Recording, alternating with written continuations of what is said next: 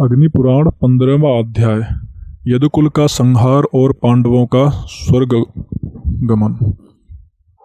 अग्निदेव कहते हैं, ब्रह्मन, जब युधिष्ठिर राज सिंहासन पर विराजमान हो गए तब धृतराष्ट्र गृहस्थ आश्रम से वानप्रस्थ आश्रम में प्रविष्ट हो वन में चले गए। उनके साथ देवी गांधारी और प्रथा कुंती भी थीं। विदुर जी दावानल से दुग्ध हो स्वर्ग सिधारे। इस प्रकार भगवान विष्णु ने पृथ्वी का भार उतारा और धर्म की स्थापना तथा अधर्म का नाश करने के लिए पांडवों को निमित्त बनाकर दानव दैत्य आदि का संहार किया। तत्पश्चात भूमि का भार बढ़ाने वाले यादव कुल का भी ब्राह्मणों के शाप के बहाने मूसल के द्वारा संहार कर डाला। अनिरुद्ध के पुत्र वज्र को राजा के पद पर अभिषिक्त किया। तदनंतर देवताओं के अनुरोध से प्रवास क्षेत्र में श्रीहरि स्वयं ही स्थूल शरीर की लीला का संवरण करके अपने धाम को पधारे। वे इंद्रलोक और ब्रह्मलोक में स्वर्गवासी देवताओं द्वारा पूजित होते हैं। बलभद्र जी शेषनाग के स्वरूप थे, अतः उन्होंने पाताल रूपी स्वर्ग का आश्रय लिया। अविनाशी भगवान श्री हरि ध्यानी पुरुषों के ध्येय हैं। उनके अंतर्धान हो जाने पर समुद्र ने उनके निजी निवास स्थान को छोड़कर शेष द्वारकापुरी को अपने जल में डुबा दिया।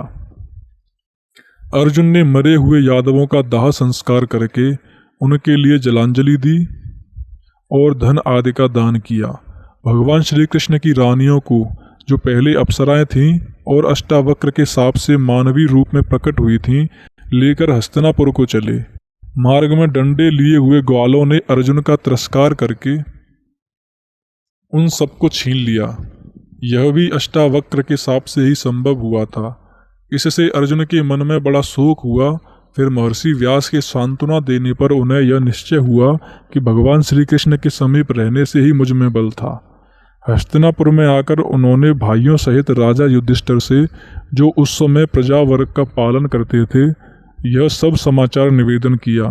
वे बोले, भैया, वही धनुष है, वे ही बाण हैं, वही रथ है और यही घोड़े हैं, किंतु भगवान श्री कृष्ण के बिना सब कुछ उसी प्रकार नष्ट हो गया जैसे अश्रोत्रिय को दिया हुआ दान।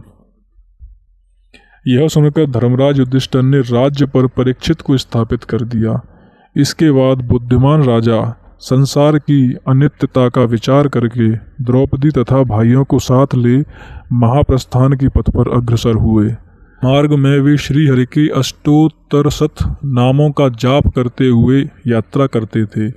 उस महापथ में क्रमशः द्रौपदी, सहदेव, नकुल, अर्जुन और भीमसेन एक एक करके गिर पड़े। इससे राजा शोक मग्न हो गए। तदनंतर वे इंद्र के द्वारा लाए हुए रथ पर आरूढ़ हो दिव्य रूपधारी भाइयों सहित स्वर्ग को चले गए।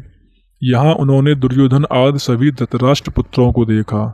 तदनंतर उन पर कृपा करने के लिए अपने धाम से पधारे हुए भगवान वासुदेव का भी दर्शन किया। इससे उन्हें बड़ी प्रसन्नता हुई। यह मैंने तुम्हें महाभारत का प्रसंग सुनाया है।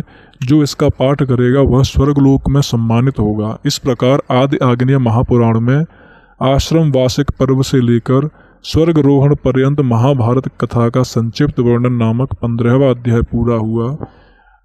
श्री कृष्ण गोविंद हरे मुरारी, हे नाथ नारायण वासुदेवाय।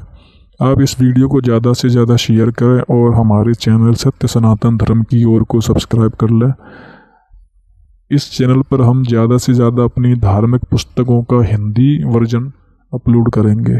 जय श्री राम।